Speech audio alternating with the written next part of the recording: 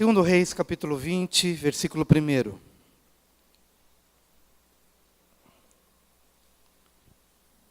Naqueles dias, Ezequias adoeceu de uma enfermidade mortal. Veio ter com ele o profeta Isaías, filho de Amós, e lhe disse: assim diz o Senhor, põe em ordem a tua casa, porque morrerás e não viverás. Bom, nós estamos chegando no final do ano, e é muito comum chegar no final do ano estimulados ou por Deus, ou pelo próprio momento do ano, quando a gente se aproxima de uma virada de ano, quando a gente faz muitos planos, quando a gente também é levado a olhar um pouquinho para trás, o que a gente conseguiu fazer, o que a gente não fez, olhar para frente também e pensar naquilo que a gente gostaria de realizar no próximo ano. Então, eu acredito que Ezequias, de alguma forma, nos inspira a buscar essa reflexão para a nossa vida. Porque Ezequias foi um rei muito especial.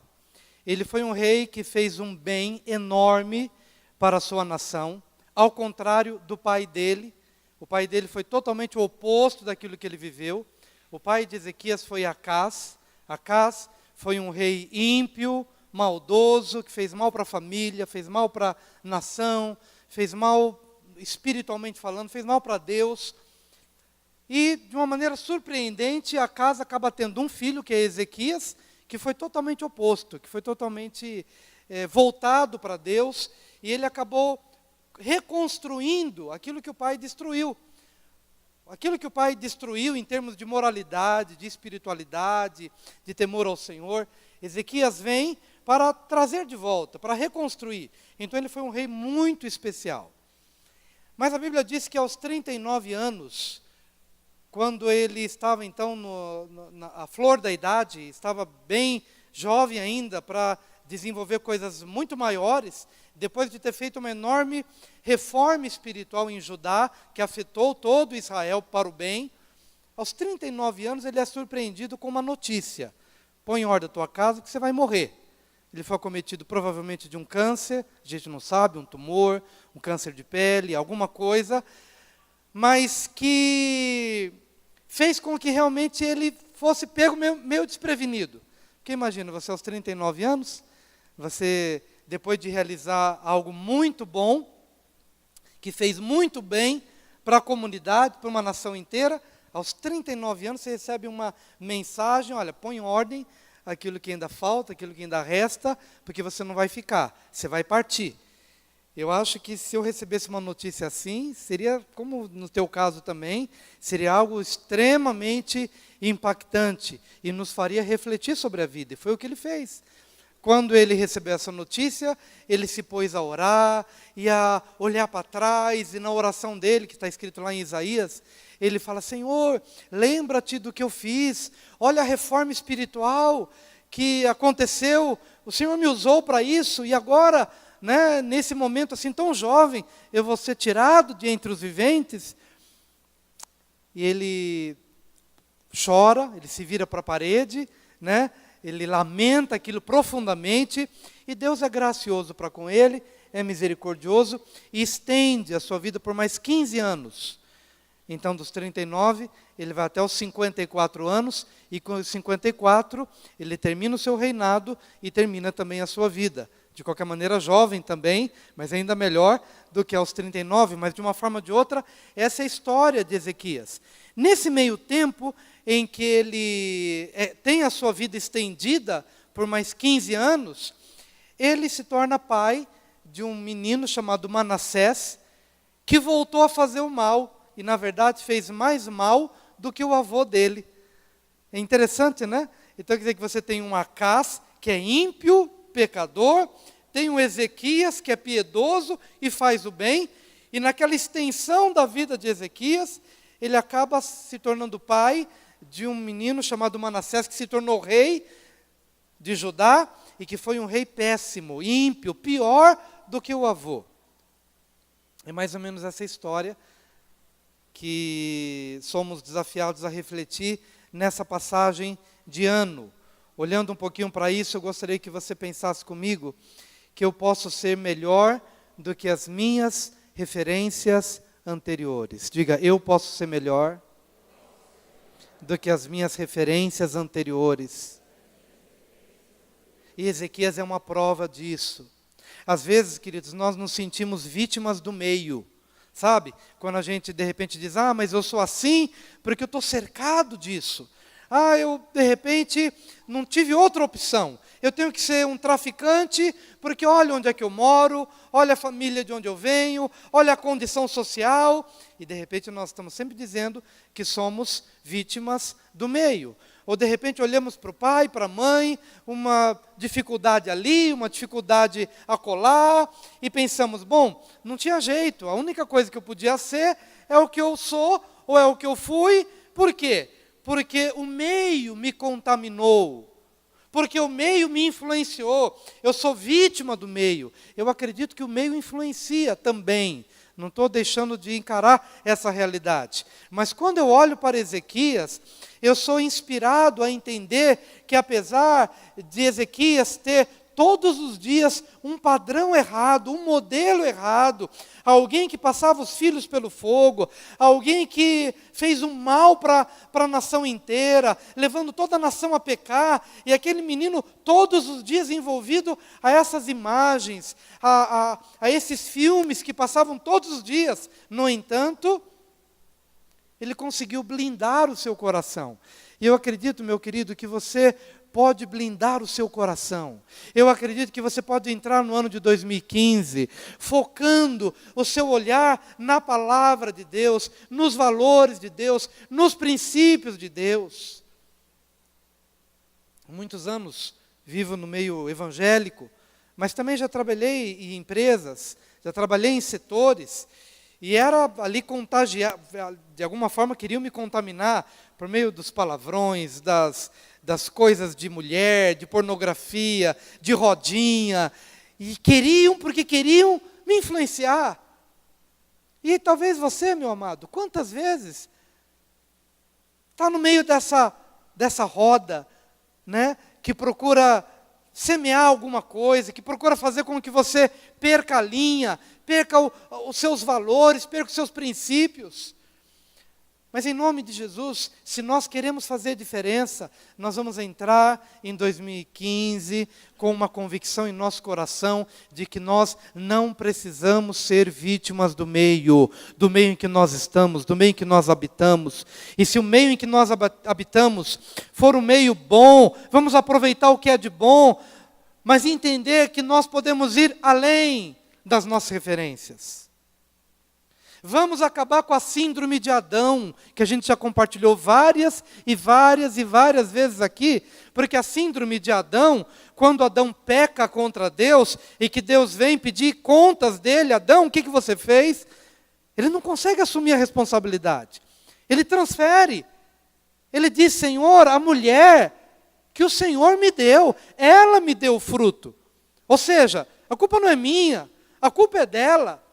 Em última instância, a culpa é tua, porque eu estava feliz da vida sozinho aqui, solteiro, e o Senhor arranjou de me trazer uma mulher. Eu não pedi, foi o Senhor quem disse, não é bom que o homem esteja só.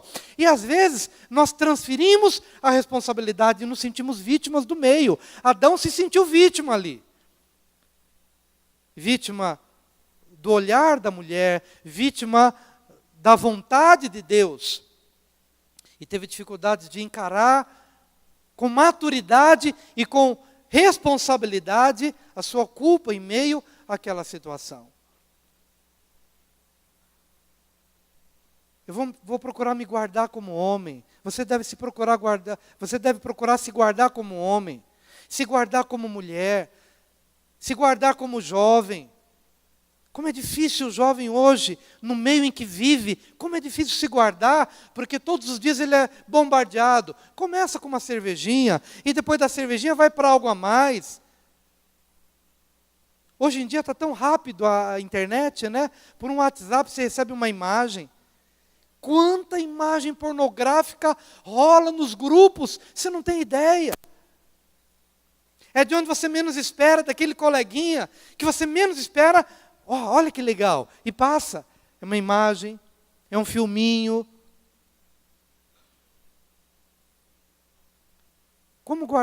como o jovem pode guardar o seu coração? Guardando seu coração segundo o valor da palavra, segundo a palavra de Deus. E se nós queremos fazer diferença em nossa sociedade no próximo ano, nós vamos tomar Ezequias como um modelo para nós, que decidiu não seguir o exemplo de Acás, mas pensou na genealogia uma outra referência, que foi Davi. A própria Bíblia diz que Ezequias foi um homem que fez muito, porque fez conforme o seu pai Davi. Mas é interessante que Davi não era o pai dele, mas Davi estava na linhagem, e ele soube ter um olhar para além do que era mais próximo a ele, e buscou ali naquela genealogia, naquela descendência, até chegar a ele, a alguém em quem ele pudesse espelhar. E é isso que você tem que fazer.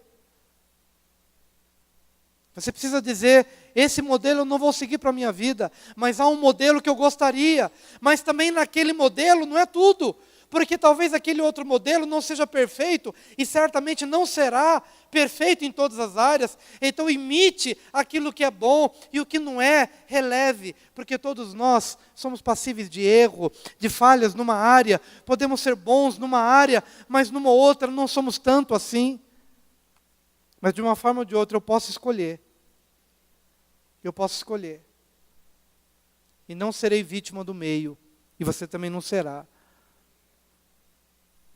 Eu acredito que a gente vai entrar num ano novo, de uma forma mais consciente, de uma forma mais madura, percebendo mais as coisas, percebendo mais onde estamos pisando e com quem nós estamos andando. Ezequias, aos 39 anos, recebe uma palavra: põe em ordem a tua casa, porque você não vai ficar, você vai morrer. E nesse momento Deus fala: põe em ordem a tua casa. É a segunda coisa que eu gostaria de falar. A primeira, eu já acabei de dizer que eu posso ser melhor do que as minhas referências anteriores. Mas em segundo lugar, eu preciso entender o desafio que me espera para o próximo ano. E o desafio que me espera é a minha casa. Diga: há um desafio para 2015. E o maior desafio é a minha casa. Diga para o seu vizinho: o seu maior desafio é a sua casa.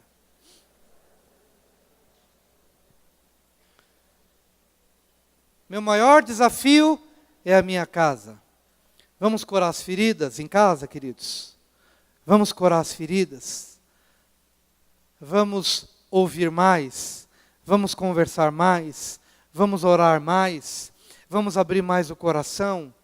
Vamos identificar os padrões errados que nós assimilamos e nós não percebemos? Vamos assimilar os padrões que nós fazemos. Padrão é um comportamento que se repete.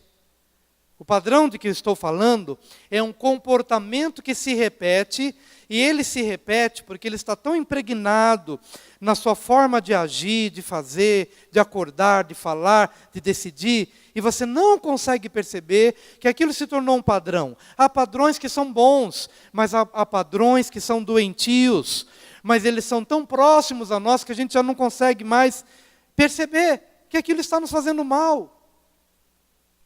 A gente não consegue mais perceber.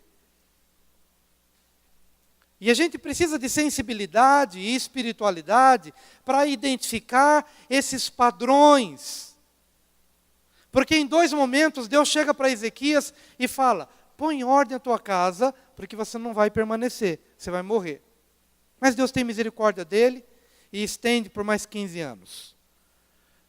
No decurso desses 15 anos, um dia ele recebe uma visita, que ele considera ser de emissários de um país longínquo, inofensivo, que nunca poderia fazer mal à sua nação. Mal sabia ele que esses visitantes eram espias de uma nação próxima, Babilônia, de um império que estava crescendo, e que logo, logo entraria e levaria cativo o seu povo, e a sua própria casa e a sua família. E quando ele recebe em casa esses emissários da Babilônia, ele mostra tudo. Mostra o ouro, a prata, os bens, e tudo, ele não esconde nada.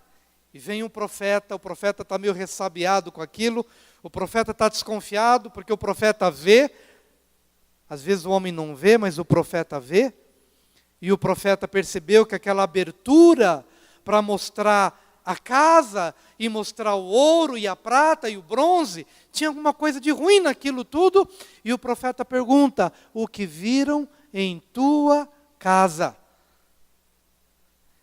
E então o rei diz: viram o ouro, viram a prata, viram o bronze, viram os bens. E o profeta então é duro com ele. Chegará um tempo em que esses homens que você considerou inofensivos, virão como um grande império e levarão esse ouro que você mostrou, levarão para a nação deles. Levarão o ouro, a prata, tudo que você mostrou, e levarão também os seus filhos, levarão seus descendentes, e eles se tornarão escravos numa terra estranha, e eles vão para lá. E o profeta, com aquele olhar, estava indignado, porque Ezequias com certeza tinha algo melhor a mostrar do que ouro, prata e bem. Mas a pergunta é: o que viram em tua casa? Ezequias, você podia ter mostrado algo melhor, ter mostrado algo melhor do que o ouro. Você podia ter falado da tua cura. Você podia ter falado do quanto Deus foi misericordioso com você. Você podia ter aberto outros tesouros, o tesouro da tua casa, o tesouro da tua família, muito melhor do que qualquer coisa material que a traça e a ferrugem consomem e que o ladrão leva. Mas às vezes, queridos, o nosso valor não está aí.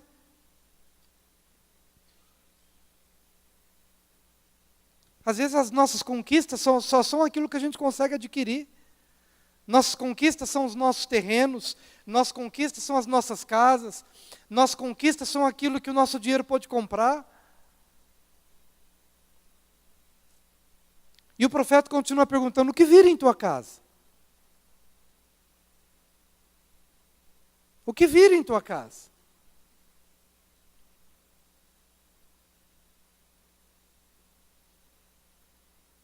Amém? Vamos pensar nisso, queridos? É tão interessante que quando Ezequias é inquirido pelo profeta: o que viram em tua casa? Num desses textos correlacionados, tanto o 2 Crônicas, ou 2 Reis, ou o livro de Isaías, Ezequias teve uma vida tão importante que 3 livros da Bíblia falam dele. 2 Crônicas, 2 Reis e Isaías falam do período de Ezequias. Mas está muito claro que o meu maior bem é a minha casa. E o meu maior desafio para o ano de 2015 é a minha casa. Que o meu maior desafio de oração é para que a minha casa vença os desafios espirituais que estão diante dela todos os dias. Existem portas que estão fechadas para a minha casa e que elas só serão abertas com oração e com jejum. Há desafios na vida do cônjuge, do marido, que todos os dias é assediado, ou na vida da mulher, que pode também se sentir inclinada à depressão por conta de anseios não supridos, não atingidos, e que eu preciso conquistar através da oração. Trazer libertação para a família, trazer espiritualidade para a família, trazer quebra de laços, de armadilhas contra a casa, contra a família. Mas eu só consigo perceber isso quando padrões são transformados. Porque esses padrões são comportamentos que se repetem e a gente não consegue perceber. A gente adquire uma agenda diária e a gente cumpre cabalmente aquela agenda diária achando que a gente está fazendo o melhor. E tem momentos que a gente tem que submeter aquela agenda a Deus e dizer: Senhor, olha, o meu maior desafio é a minha casa.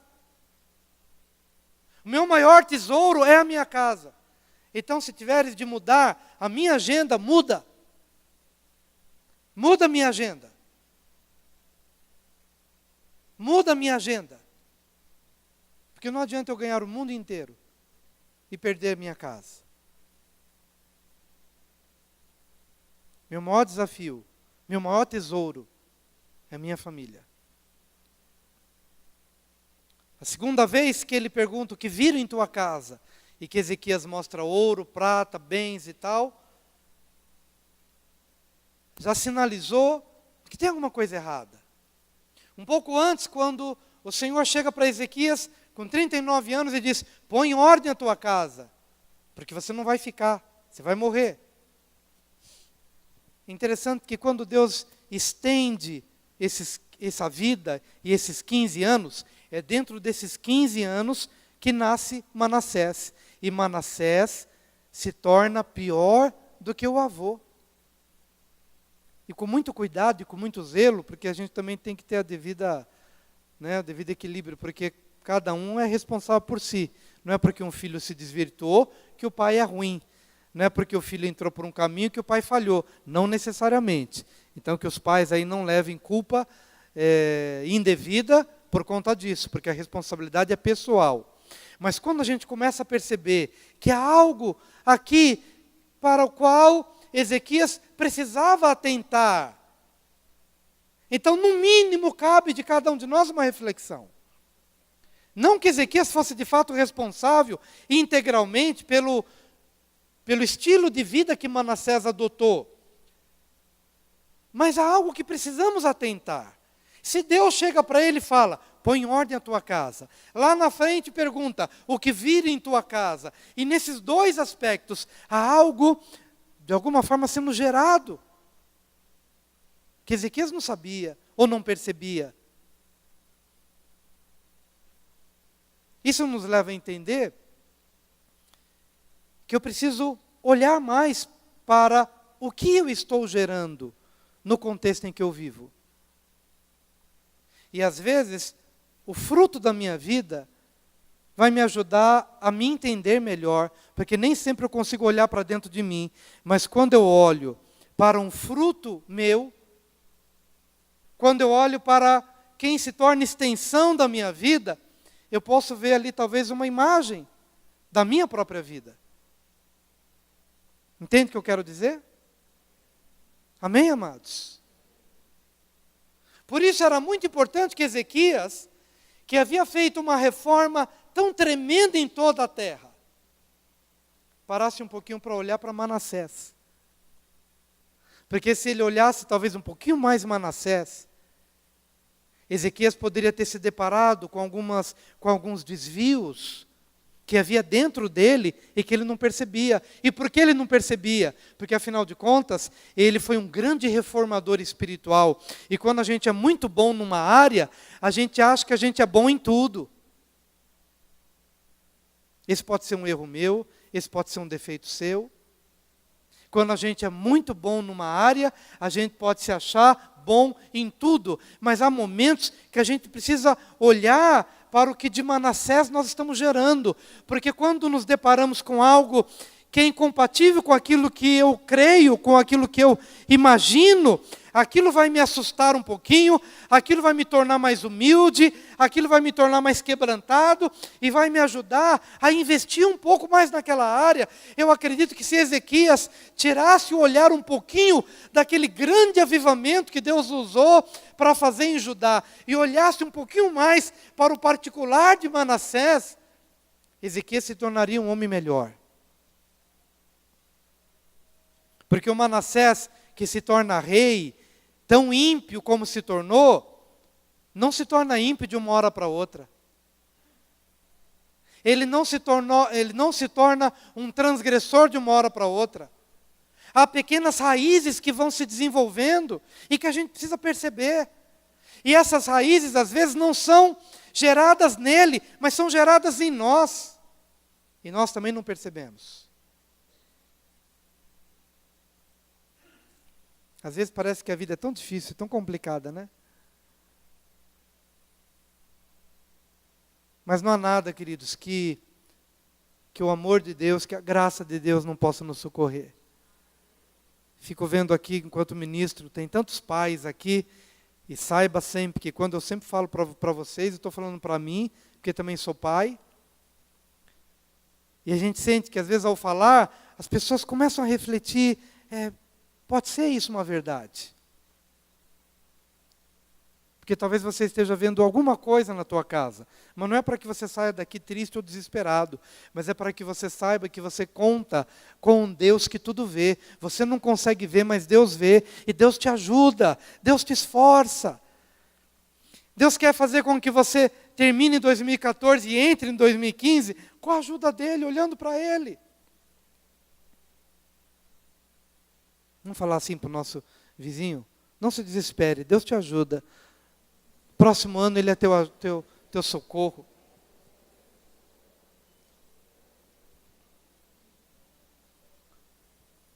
Ele é teu socorro, Ele é a tua ajuda. Ele é o meu socorro, Ele é a minha ajuda. Ele é o meu socorro, Ele é a minha ajuda. Ezequias, que foi um grande reformador, Ezequias, que foi um grande reformador de uma grande nação, precisava começar uma reforma, primeiro no seu coração, e segundo na sua casa. Precisava entender que alguns padrões precisavam mudar, mesmo aqueles padrões que ele achava corretos, mas que nem sempre eram eficazes para transformar vidas. Às vezes a nossa maior virtude se torna a nossa maior inimiga.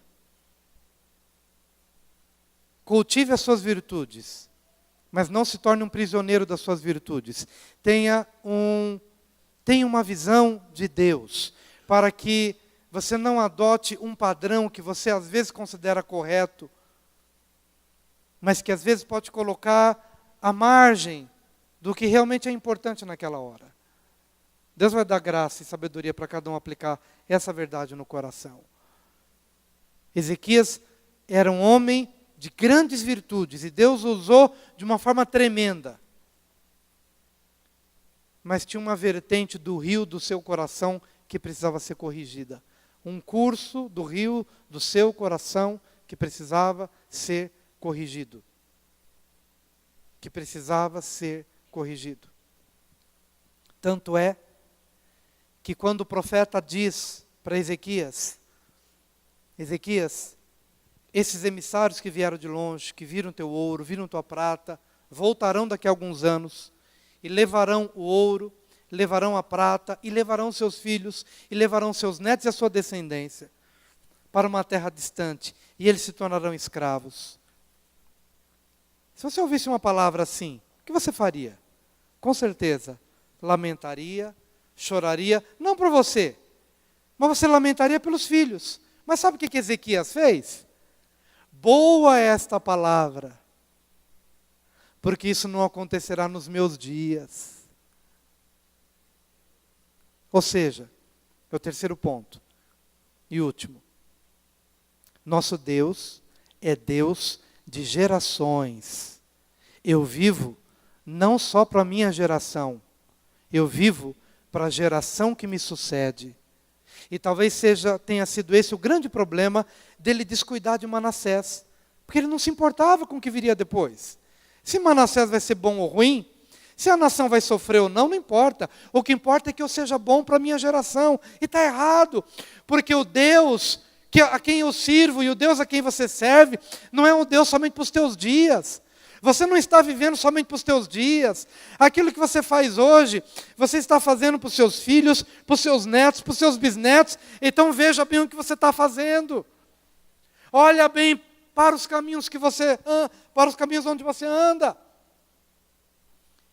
Veja o que você semeia.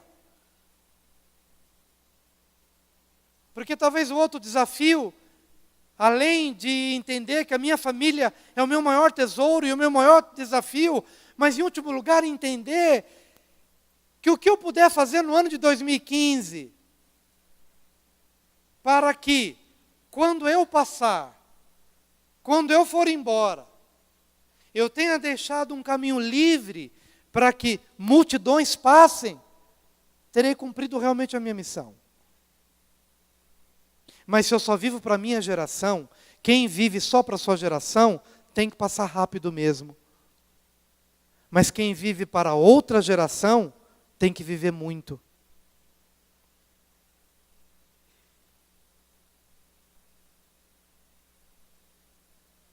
Estão entendendo, amados? Como alguém que foi tão especial para uma nação inteira e promoveu um avivamento tão maravilhoso, quando ouve que as outras gerações padecerão, chega e diz para o profeta: boa é esta palavra, porque isso não acontecerá nos meus dias? Como pode? Era alguém que estava vivendo só para os seus dias. Então, meu amado, guarda o teu caminho. O diabo é sujo.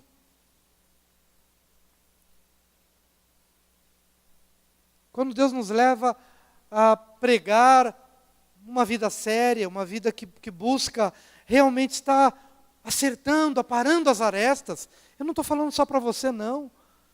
Quando eu falo para você adulto, eu estou vendo teu filho. Não estou falando só para você. Porque talvez nos teus dias haja paz, mas não é para os teus dias que eu estou pregando. É para os dias vindouros. Para quando você talvez tiver passado. Estou pregando hoje porque a palavra de Deus ela é eterna. Ela nos transcende. Ela vai para além do que nós somos. Além do que nós conseguimos viver. Então eu não estou pregando só para você, eu estou pregando para o teu filho adolescente, eu estou pregando para esse filho que subiu aqui para celebrar um evento maravilhoso de ter passado um dia na presença de Deus. Talvez ele hoje não entenda aquilo que eu estou pregando, mas se você agir de uma forma correta, com o coração quebrantado e buscando a Deus, teu filho e a tua posteridade vai te agradecer por isso.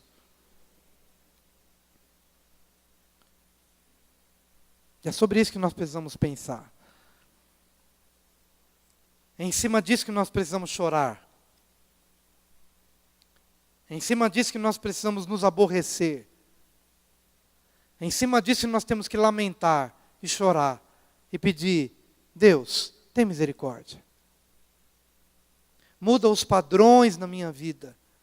Se você tiver de guardar alguma palavrinha forte para essa noite, que seja a palavra padrão, que você hoje possa se aperceber dos padrões errados que você considera certos, mas que estão gerando indiferença na tua casa, que estão gerando apatia, que estão gerando incredulidade na tua casa, que estão gerando materialismo na tua casa, que estão gerando insatisfação, discórdia, desentendimento, imoralidade, padrões que nos distanciam, que nos impedem de alcançar o coração do outro, padrões que Deus certamente nos ajudará a entender nessa fase da nossa vida, para que possamos entrar em 2015 de uma forma mais madura, em nome de Jesus. Quero orar por você, por gentileza, vem aqui à frente.